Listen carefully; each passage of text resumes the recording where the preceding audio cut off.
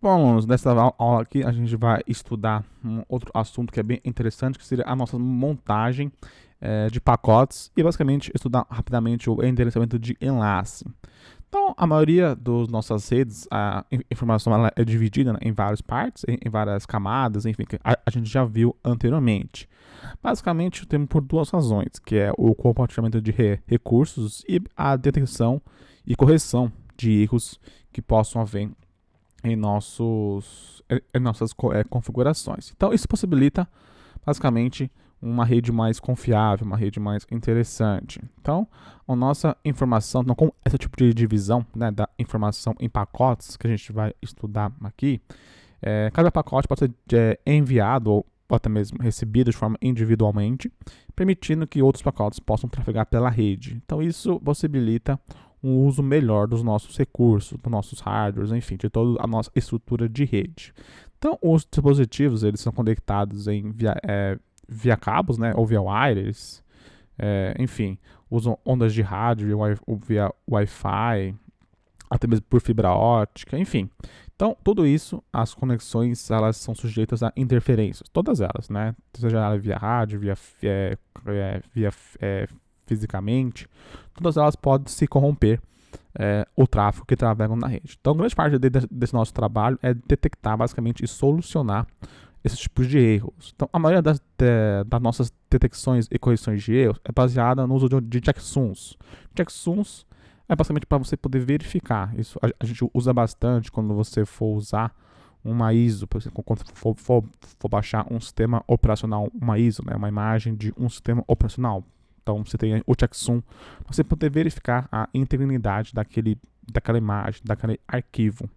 Então, basicamente, quando uma informação ela é enviada, ela é anexada a um seu final número indicando a soma de todos os bytes daquilo, tá? Então, esse número ele é comparado, né, o nosso checksum, ele é comparado a todos a soma de dados que foi recebidos. E se houver qualquer tipo de diferença, ela está corrompida e não deve ser retransmitida, tá? Então essa é basicamente a lógica de configuração. Então, aqui temos aqui alguns tipos de configurações bem interessantes em nossa tabelinha aqui. E aqui temos, por exemplo, aqui o nosso enlace, o nosso quadro, né, que a gente já falou aí que tem o endereço IP de cabeçalho, usa o DP dados e o frame e o trailer. De rede também temos o nosso IP e o nosso TCP UDP, que também são os nossos dados. Transporte, temos o segmento e pelo seu datagrama, que se for DCP ou UDP.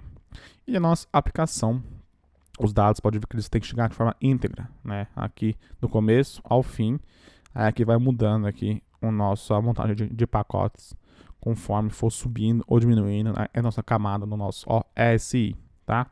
Então é assim que funciona. Então, caso o bloco, né, de dados basicamente seja muito grande, o nosso reenvio vai ficar por muito tempo. Então, para a gente poder minimizar, a gente faz toda essa nossa divisão aqui de pacotes. E se houver qualquer tipo de erro, basta retransmitir apenas os pacotes corrompidos, tá? A gente fez toda essa nossa configuração durante muitos anos e é assim que a gente usa até então, tá? A gente também tem o nosso endereçamento, né, que a gente usa para poder identificar. Você tem aqui a montagem dos pacotes, né, como é que ela é enviada, mas para onde que ela é enviada. Temos aqui o nosso MAC address. O nosso MAC address basicamente um código único, né, que tem na sua placa de rede. Toda a placa de rede tem isso, tá? Seja ela Wi-Fi, seja ela placa de rede física, J45, fibra ótica, enfim, todas elas possuem uma identificação única. E você pode achar isso em seu computador. Escreve no seu Linux o endereço IP, espaço A, espaço S, ou se for um Windows, ipconfig. No meu caso, eu não tenho. Então, mas aí você pode testar no seu Windows ipconfig. Mas aqui, você pode ver que eu tenho aqui, todos eles possuem, né, um endereço MAC address.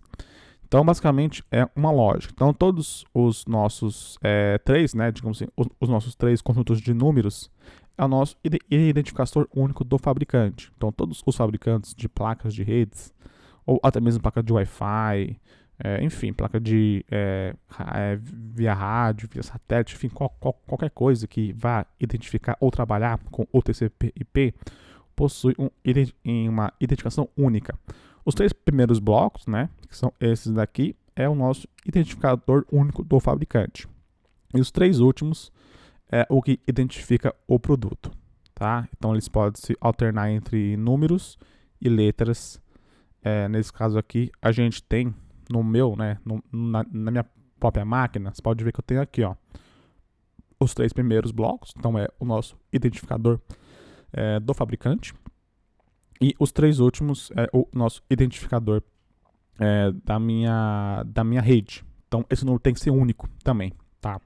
Ele não pode ter, ele é um número único no mundo, ele não pode ter um número igual, e todos eles possuem uma identificação única. Então por isso que quando você compra uma placa de rede com uma fabricação errada, você pode ver que ele possui essa nossa numeração aqui, que é uma numeração genérica, que geralmente é fabricada aí de maneira clandestina, né?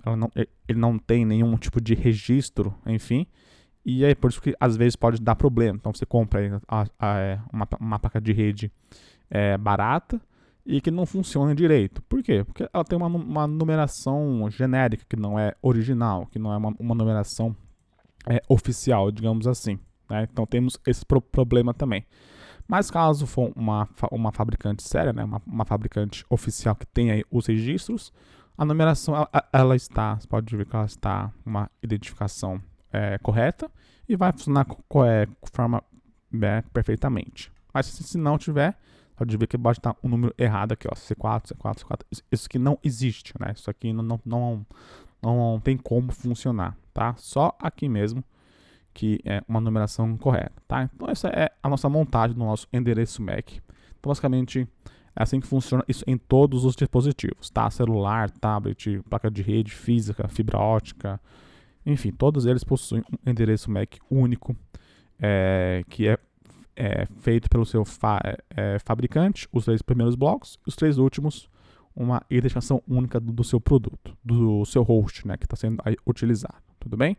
Então essa aqui é a nossa aula de hoje, tomara que vocês tenham gostado, e vamos para a nossa próxima aula.